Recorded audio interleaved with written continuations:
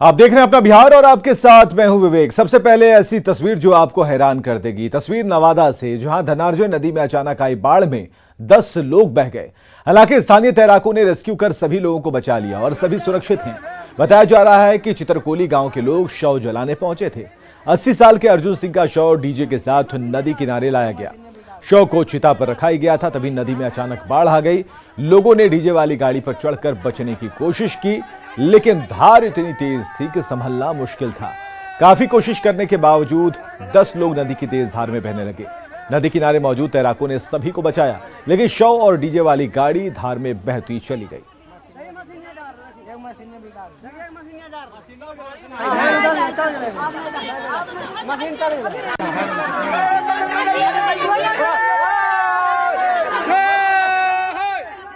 खबर है पूर्णिया से, जहां जाली नोट के धंधे का खुलासा हो गया। पुलिस ने 4,91,000 के जाली नोट के साथ 5 धंधेबाजों को गिरफ्तार किया है। नोट जानकी नगर इलाके में छापे जाते थे और इसे स्थानीय बाजार में खपाया जाता था। एसपी ने बताया कि पुलिस को खबर मिली थी कि कुछ लोग जाली नोट की बड़ी खेप लेकर आ रहे हैं। इसके बाद बॉर्डर इलाके को सील कर जांच शुरू की गई तो एक बाइक से 4,91,000 के नोट मिले। सभी नोट 100 रुपए के हैं और पूरी तरह असली दिखते हैं। यहां से 2 लोगों को पकड़ा गया, जिनमें पूछताछ में यह पता चला कि चोपड़ा बाजार में कपड़े की एक दुकान में जाली नोट छापने का कारोबार चल रहा है, जहां से कंप्यूटर और प्रिंटर बरामद किए गए। जाली नोटों को स्थानीय बाजार में खपाया जाता था और 5 लाख के जाली नोट 2 लाख रुपए में बेचे जाते थे। वैशाली के बुद्धपुर में इंडियन बैंक की शाखा में ठगी का अनोखा कारनामा सामने आया। एक शातिर ठग ने बैंक की शाखा में महिला को झांसा देकर कागज का बंडल थमा दिया और उससे 50,000 रुपए लेकर चलते बने। दरअसल एक महिला बैंक में पैसे निकालने आई थी, जहां एक शातिर उनकी मदद के बहाने पीछे पड़ गया। बदमाश ने पहले तो उन्हें निकासी फॉर्म भरने के लिए लेकर पैसे निकालने तक में उनकी मदद की और फिर पैसा गिनने के बहाने शातिर ने महिला को कागज का बंडल थमाया। जब तक महिला कुछ समझ पाती, शातिर ठग 50,000 रुपए लेकर तेजी से बैंक से निकलकर फरार हो गया। शातिर की तस्वीर बैंक में लगे सीसीटीवी कैमरे में कैद हो गई है, लेकिन बैंक में मदद के बहाने इतनी बड़ी ठगी से हर कोई दंग है। महिला ने बिदुपुर थाने में लिखित शिकायत दी है।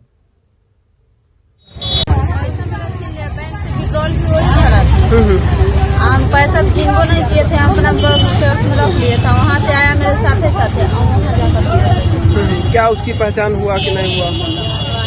तो पहचान किए हैं? कितना पैसा था? और पटना से बड़ी खबर, जहां ताबड़तोड़ फायरिंग से दहशत मच गई। कदमकुआ इलाके में फायरिंग हुई है। दुकानदार को टारगेट कर यह फायरिंग की गई। हालांकि किसी को गोली नहीं लगी है। फायरिंग से अफरा तफरी का माहौल है। पटना से बड़ी खबर, जहां कदमकुआ इलाके में कुछ असामाजिक तत्वों ने फायरिंग की है। दुकानदार को टारगेट किया गया था, फायरिंग की गई थी, लेकिन हालांकि कोई खबर हताहत होने से जुड़ी हुई नहीं है। फायरिंग से अफरा तफरी का माहौल जरूर पैदा हो गया।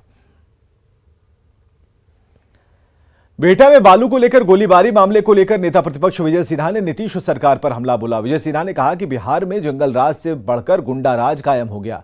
साथ ही सीएम नीतीश कुमार से इस्तीफे की मांग की, वहीं कानून व्यवस्था को लेकर आंदोलन की चेतावनी दी। जहां से बिहार चला था वहां ले जाकर खड़ा ही नहीं किए, गुंडों के हवाले कर दिए हैं आप अपने महत्वाकांक्षा और स्वार्थ की पूर्ति के लिए। इसकी घोर निंदा की जाती है और नैतिकता के आधार पर आपको इस्तीफा देना चाहिए। इस पर भारतीय जनता पार्टी चुप नहीं बैठेगी। पूरी ताकत के साथ इनके इस अराजकता के विरुद्ध में, इस गुंडा राज के विरुद्ध में हम जन आंदोलन करेंगे। पटना में बालू माफिया न केवल अवैध बालू का उत्खनन कर सरकार और प्रशासन को चुनौती देने में लगे, बल्कि सरेआम शराबबंदी कानून की धज्जियां उड़ा रहे हैं। अमलाबाद में 2 गुटों के बीच फायरिंग में 4 लोगों की मौत हुई। वहां शराब की कई खाली बोतलें मिली हैं। शराबबंदी कानून का पालन कराने वाली पुलिस भी भारी संख्या में मौजूद थी, लेकिन किसी ने भी शराब की खाली बोतलों पर गौर नहीं किया। उन्हें सब कुछ सामान्य दिखा। जायजा लिया संजय कुमार ने। बिहार में बालू माफिया कानून को चुनौती तो दे ही रहे हैं, लेकिन एक और चुनौती दे रहे हैं। इस वक्त हम खड़े हैं बालू माफियाओं के गढ़ में और देखिए यहाँ पर किस तरीके से शराबबंदी कानून की धज्जियां उड़ाई गई है। बियर की बोतलें हैं और कोई 1-2 बोतल नहीं है, यहाँ पर कई बोतलें हैं। 1, 2, 3, 4, 5, 6, 7, 8 बियर की 8 केन हमें यहाँ मिले हैं। और यहाँ पर अगर हम घूम लें तो चप्पे चप्पे पर इसी तरीके से शराब की बोतलें हमें मिल रही हैं। तो ये जो तस्वीर है ये बताने को काफ़ी है कि कानून का इम्प्लीमेंट करवाने की जो रिस्पॉन्सिबिलिटी दी गई है जिस महकमे को, वह कहीं ना कहीं अपने दायित्व में फेल है। हम ये दिखा भी नहीं सकते आपको सारी बोतलें, लेकिन देखिए हमारे सामने कानून के पहरुए जो है वो बैठे हुए हैं, थक गए हैं। बालू माफियाओं को पकड़ने आए थे, लेकिन बालू माफिया तो भाग गए, डेड बॉडी तक नहीं मिला, खून के धब्बे जरूर मिले हैं। लेकिन एक बड़ा सवाल यही है कि शराबबंदी कानून का माहौल राजधानी पटना में ही उड़ कर रह गया है और मुख्यमंत्री लगातार चिंता जाहिर करते रहे हैं, पुलिस महकमे के आलाधिकारी चिंता जाहिर करते रहे हैं। और सबसे बड़ी बात यह कि बात हर बार यही होती है कि पटना में शराबबंदी कानून को और सख्ती से लागू करना है ताकि मैसेज जा सके। और ये हम राजधानी पटना के शहरी क्षेत्र में दिखा चुके। ग्रामीण क्षेत्र में क्या स्थिति है, बालू माफियाओं ने किस कदर धज्जियां उड़ाई है शराबबंदी कानून की, इसकी भी वानगी हम आपको दिखा रहे हैं। तस्वीर दिखाने का मकसद केवल और केवल यही है कि जिनको जिम्मेवारी दी गई है वो वाकई में जिम्मेवारी समझें। इतना उदासीन बनने पर गलत मैसेज जाता है। और ये जो चीज़ें मिल रही हैं, ये जो बियर केन मिल रहे हैं, ये इस बात को साबित करते हैं कि आपको जो जिम्मेवारी दी गई है उस जिम्मेवारी को लेकर आप उदासीन बने हुए हैं, आप सख्त रवैया अख्तियार नहीं कर रहे हैं। और यही कारण है कि बालू माफियाओं की हिमाकत धीरे धीरे बढ़ने लगी है, न केवल बालू के अवैध खनन को लेकर बल्कि शराबबंदी कानून को लेकर। कहा यह जाता है कि शाम में यहाँ बाजार सस्ता है और शराब से लेकर सारी चीज़ें यहाँ मिलती हैं। तो इसको रोकने की जिम्मेवारी किसकी है? आपको दी गई है, आप खाकी में हैं, आपके सामने तमाम अधिकार हैं, तो आप क्यों चुक रहे हैं? एक बड़ा सवाल है। संजय कुमार, न्यूज़ 18, अमनाबाद, बिहटा। पटना जीआरपी ने रेलवे पार्सल से शराब तस्करी का खुलासा किया। भारी मात्रा में शराब जब्त की है। महानंदा एक्सप्रेस से भेजे जाने वाले सामान की जब जांच हुई तो पैकिंग के अंदर शराब मिली। यह सामान कॉस्मेटिक के नाम पर बुक की गई थी और इस मामले में रेलवे कर्मचारियों की भूमिका भी संदिग्ध मानी जा रही है। पुलिस अब उन लोगों का पता चलाने की कोशिश कर रही है जिन लोगों ने सामान की बुकिंग की थी। मर्डर, डकैती और लूट जैसी गंभीर वारदात में शामिल अपराधियों के खिलाफ मधुबनी पुलिस ने कार्रवाई तेज कर दी। गुरुवार को राजनगर थाना पुलिस ने हत्या और डकैती जैसी कई वारदात में शामिल अपराधी रोहित यादव के घर कुर्की की कार्रवाई की। एसपी सुशील कुमार के मुताबिक कोर्ट के आदेश पर रोहित यादव के अचल संपत्ति कुर्की गई है और साथ ही अपराधी की अन्य संपत्तियों को भी अटैच करने की तैयारी है। जितनी भी अचल संपत्ति थी उसको कुर्क किया गया है। अब उसके बाद हम लोग आगे की कार्रवाई में उसके ऊपर फरार घोषित करते हुए उसके ऊपर 50,000 के इनाम के लिए पुलिस महानिदेशक को रिक्वेस्ट भेज रहे हैं। उसके अलावा भी जो उसकी प्रॉपर्टी उसने अपराध के द्वारा अर्जित की है उसको जब्त करने के लिए पीएमएलए का प्रस्ताव ईडी को भेजने की तैयारी कर रहे हैं। शराब बेचने से मना करने पर पति ने पत्नी की हत्या कर दी। फिर ससुराल वालों ने हत्या को आत्महत्या का रंग देने के लिए शव को फांसी के फंदे पर लटका दिया। मामला सुपौल के सदर थाना इलाके के गौरवगढ़ वार्ड संख्या 4 की है।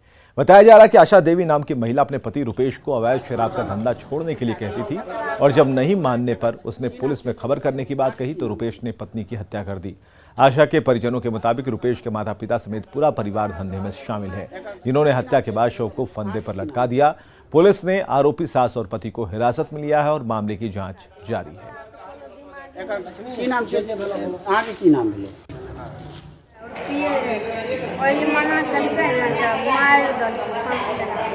तुम्हारे जीजा जी तो अक्सर मारते थे, पीटते थे, क्या जानकारी मिलती थी? अक्सर मारते पीटते थे। कैमूर के रामगढ़ सरस्वती शिशु मंदिर से एक बच्ची का गायब होने का मामला सामने आया। अरविंद कुमार सिंह की 3 साल की बेटी गोल्डी कुमारी के गायब होने पर परिजनों में हाहाकार मचा है। सूचना के बाद एसपी स्कूल पहुंचकर स्थिति का जायजा लिया और साथ ही अधिकारियों को आसपास की दुकानों में लगे सीसीटीवी फुटेज को खंगालने का निर्देश दिया। इसके बाद पुलिस ने जब सीसीटीवी फुटेज को खंगाला तो उसमें बच्ची किसी अज्ञात व्यक्ति के साथ जाते दिखी।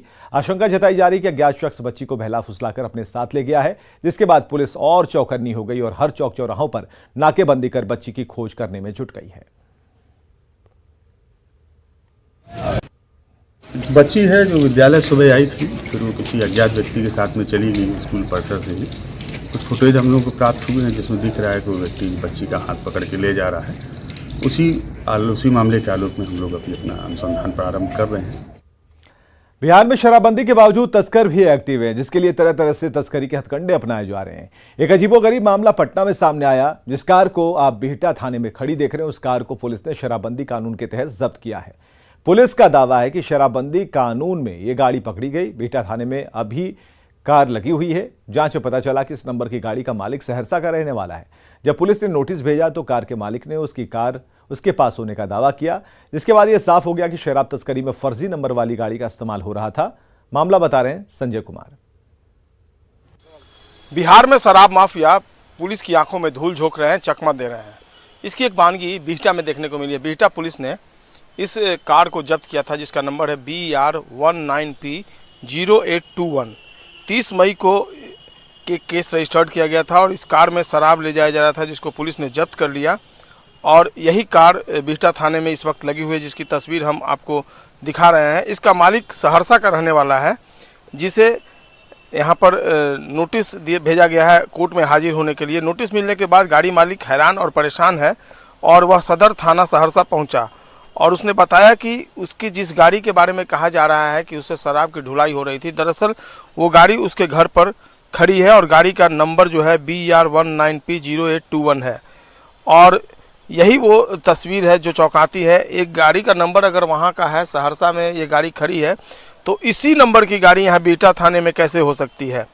अगर है तो बिना अनुसंधान के कैसे किसी गाड़ी मालिक पर मामला दर्ज कर नोटिस भेज दिया गया? क्या पुलिस का अनुसंधान केवल नंबर प्लेट तक ही सीमित है या फिर अनुसंधान के और भी रास्ते या तरीके हैं? हकीकत यही है कि गाड़ी बिहटा थाना में नंबर प्लेट भले ही लगी हुई हो, लेकिन ये नंबर प्लेट क्या फर्जी है, इस बात का अनुसंधान होना चाहिए था। आनंद फानन में पुलिस ने जो संबंधित मालिक हैं उनको नोटिस भेजकर उनको परेशानी में डाल दिया है। देखना होगा इस मामले का अनुसंधान आगे कैसे होता है, लेकिन फिलहाल ये मामला काफ़ी चौंकाने वाला है। संजय कुमार, न्यूज़ 18 बिहटा। बिहार आरजेडी अध्यक्ष जगदानंद सिंह ने कहा है कि नीतीश कुमार 2023 में तेजस्वी को सीएम बना देंगे। जगदानंद सिंह के बयान पर जेडीयू संसदीय बोर्ड के अध्यक्ष उपेंद्र कुशवाहा ने कहा कि जगदानंद सिंह का ये बयान उस पिता के एक्शन की तरह से है जो किसी आशंका के कारण जल्दी में अपनी संतान की शादी को निपटाना चाहते हैं। साल तेजस्वी बिहार के मुख्यमंत्री बनेंगे 23 में, इसका इशारा बिहार के आरजेडी के अध्यक्ष जगदानंद सिंह ने किया था। ऐसे तो हमको भी समझ में नहीं आ रहा है क्या बोलते हैं, लेकिन हमको लगता है कि उनका बयान किसी बुजुर्ग पिता के उस एक्शन की तरह है जो किसी भय आशंका के कारण जल्दी में अपना बेटा या अपनी बेटी की शादी को निपट लेना चाहता है। अब उसी तरह का उनका बयान है। अब क्यों उनके मन में भय है या क्या है, इसका तो खुलासा वही करेंगे, लेकिन हमको लगता है कि ऐसा ही कुछ भाव उनके बयान से निकलता है। बिहार में नियोजित शिक्षकों के ट्रांसफर को लेकर शिक्षा मंत्री प्रोफेसर चंद्रशेखर ने कहा कि जल्द ही शिक्षक संघों के साथ ट्रांसफर समेत कई मांगों को लेकर सरकार बैठक करेगी। बैठक में शिक्षक संघ के नेताओं के अलावा अधिकारी भी मौजूद रहेंगे। हालांकि कब तक ट्रांसफर होगा इसका जवाब मंत्री ने नहीं दिया, लेकिन ये जरूर कहा कि इन्हें लेकर व्यवहारिक और पारदर्शी नीतियां बनाई जाएंगी। दरअसल माध्यमिक शिक्षक संघ की ओर से शिक्षा मंत्री का सम्मान समारोह का आयोजन किया गया था। इसमें संघ के अध्यक्ष केदार पांडे और महासचिव शत्रुघ्न प्रसाद सिंह ने शिक्षकों की समस्या गिनाते हुए मंत्री के सामने कई मांगे रखी। आपको इस सभागार में इतना कह सकता हूं कि जिस तरह की बातें आई है, चाहे स्थानांतरण नीति का सवाल हो, चाहे 138 वित्त रहित शिक्षण संस्थान का मामला हो, या फिर और भी जो खास करके गैर वित्तीय मामले जो आए हैं, जो वित्तीय मामले हैं उस पर अकेले निर्णय लेने का हमको शायद कुव्वत नहीं है। उसके लिए वार्ता करेंगे और जो वाजिब मांगे हैं उसको भी पूरा करेंगे। ब्लॉक के कल्पा पंचायत के खरोज गांव में बंदर के उत्पात से ग्रामीण परेशान है। अब तक बंदर ने आधा दर्जन से अधिक लोगों को नोच कर घायल किया है। बंदर के उत्पात के चलते महिलाएं, बच्चे और बुजुर्ग को घर से निकलना मुश्किल हो गया है। गांव के लोग बंदर को पकड़ने में जुटे हैं, लेकिन बंदर अब तक पकड़ में नहीं आया। ग्रामीणों ने वन विभाग के अधिकारियों से बंदर को पकड़ने की गुहार लगाई है। ओजा बैठल हलन बानर, हमहू एने से गेली न बाबू त कहली न कि चल जाऊं उनका ही, और इतने में कूद के नोच देलक। ढेर मानी नोचल है। दीवार पर बैठ गया तब आग जरा हमको बच्ची तो धुआं हुआ तो कहा कि उतार जाती, ऐसे हो जा धुआं से धुआं लग तो इतने ने उतार के हमरा नोच लटक गया। दिक्कत यह है कि 8-10 रोज से एक बांदर आया हुआ हाँ यहाँ पर हरकत कर रहा है, कुछ लड़कन के भी नोच रहा है, कुछ लोग के नोच दिया है 4-5 आदमी के। खाना वो बन रहा है, वहाँ से कुछ जाके ले भाग रहा है और वही हकैला पर वही नोचना शुरू कर दे रहा है। पटना के प्रेमचंद रंगशाला में विश्व रंग पुस्तक यात्रा 2022 का समापन समारोह का आयोजन हुआ। आजादी के अमृत महोत्सव के मौके पर विश्व रंग पुस्तक यात्रा 2022 का आयोजन किया गया था। डॉक्टर सीवी रमन विश्वविद्यालय और टैगोर अंतर्राष्ट्रीय कला मंच की तरफ से समारोह का आयोजन था। कार्यक्रम के मुख्य अतिथि पूर्व केंद्रीय मंत्री संजय पासवान, विश्वविद्यालय के कुलपति और प्रतिकुलपति भी शामिल हुए।